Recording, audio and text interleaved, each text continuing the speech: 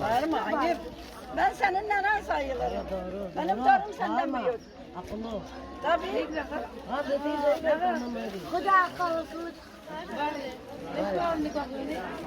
Hadi meşini. Hadi Naziye. Niye vermiyorsunuz? Herkese veriyorsunuz. Yok onun ismini biliyorum buna diyorum. Kıza ver. Öyle değil. Bunu sen al. Kıza ver. Kıza ver. Bak. Sen al abla. Önce büyüklere. Ver kıza ben beraber. Tamam. Küçük veremiyoruz. Hadi. Ama yetmiyor. Atan yok be.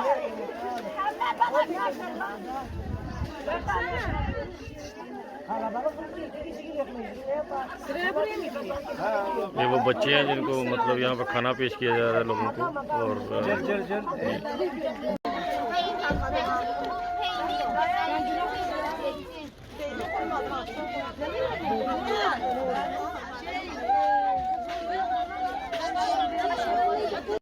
Türkiye'yi aldı. Ammacım bana ver lan. Anne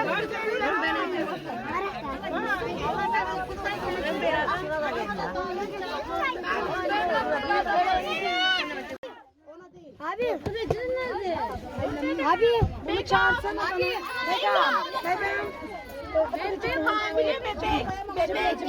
Hangisini? Cimle. Cimle olur mu? Olur. Ver bana ver. Bebek koy. Bebek.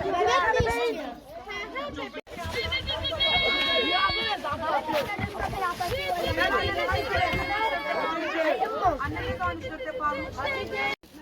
Ekmek ayır oradan biraz. Yuvarla. Gel buraya. Küçük. Acı için güçlü. Benden oğlanı. Acı daha koy. ये अभी हम लोग जो नाश्ता सुबह पेश करते हैं ना लोगों को इधर ये ज़्यादा लोग सीरिया के हैं और बहुत मुश्किल वक्त है इनके लिए दुआओं की बहुत ज़रूरत है ये दुआ में याद रखिए